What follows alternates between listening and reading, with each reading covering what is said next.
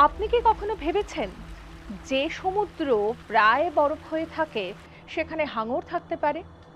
বহুদিন ধরে বিজ্ঞানীদের একটা সাধারণ ধারণা ছিল আন্টার্কটিকার এত দক্ষিণে এত ঠান্ডা জলে হাঙর টিকে থাকতে পারে না। কারণ হাঙর সাধারণত তুলনামূলক উষ্ণ জলে বেশি দেখা যায়। কিন্তু সেই ধারণাকেই এক ধাক্কায় ভেঙে দিল এক বিরল দৃশ্য। দক্ষিণ মেরুর আন্টার্কটিক উপদ্বীপের কাছে সাউথ শেটল্যান্ড দ্বীপপুঞ্জের গভীর সমুদ্রে একটি ক্যামেরা বসানো হয়েছিল। সেটি পরিচালনা করছিল মাইন্ডেরো ইউডব্লিউএ ডিপসি রিসার্চ সেন্টার। প্রায় 490 মিটার গভীরে, যেখানে জলের তাপমাত্রা মাত্র 1.27 ডিগ্রি সেলসিয়াস, সেখানে ধরা পড়ে একটি বিশাল স্লিপার শার্ক। তার দৈর্ঘ্য প্রায় 3 থেকে 4 মিটার, অর্থাৎ 10 থেকে 13 ফুট। অন্ধকার ফাঁকা সমুদ্রতলের উপর দিয়ে ধীরে ধীরে এগিয়ে যাচ্ছে ভারী শরীরের সেই হাঙর। তার চলাফেরা শান্ত, ধীর। কাছে একটি স্কেট মাছ স্থির হয়ে পড়ে আছে, কিন্তু তাতে ভীষণ ভীত নয় সে। রিসার্চ সেন্টারের পরিচালক অ্যালান জেমিসন বলেন, আমরা ভাবিনি এখানে হাঙর পাবো। এটা ছোট নয়, বিশাল এক প্রাণী, একেবারে ট্যাঙ্কের মতো। এই স্লিপার শার্কের বৈজ্ঞানিক নাম সমনিওসাস অ্যান্টার্কটিকাস। এরা খুব ধীরে চলে, গভীর জলে থাকে, আর বেশিরভাগ সময় সমুদ্রতলের কাছেই ঘোরাফেরা করে। তাহলে এতদিন ধরা পড়েনি কেন? বিজ্ঞানীরা বলছেন, অ্যান্টার্কটিকার গভীর সমুদ্র প্রায় সারা বছরই অন্ধকার আর বরফে ঢাকা। গবেষণার ক্যামেরা বসানো যায় ওই ডিসেম্বর থেকে ফেব্রুয়ারি পর্যন্ত।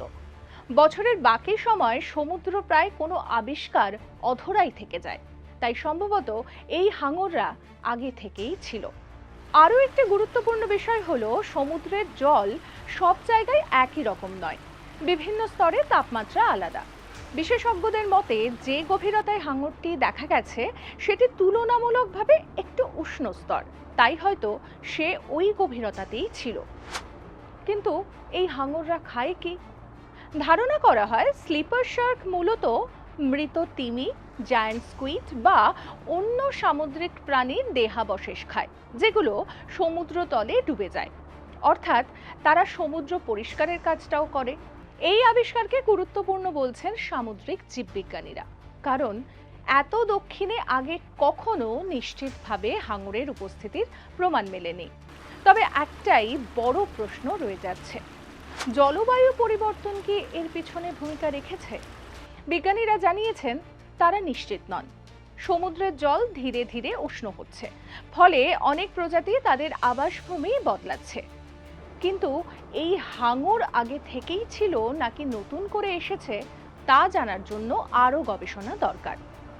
তবে একটা কথা স্পষ্ট, আমাদের সমুদ্র এখনো অজানা রহস্যে ভরা। প্রযুক্তি যত উন্নত হবে, গভীর সমুদ্র নিয়ে তত নতুন তথ্য সামনে আসবে, আর হয়তো আরও অনেক লুকিয়ে থাকা প্রাণীর দেখা মিলবে। আন্টার্কটিকার বরফ শীতল জলে সেই ধীরগতির হাঙর যেন মনে করিয়ে দিল, পৃথিবীর শেষ প্রান্তেও জীবন আছে, শুধু আমরা এখনো সবটা জানি না।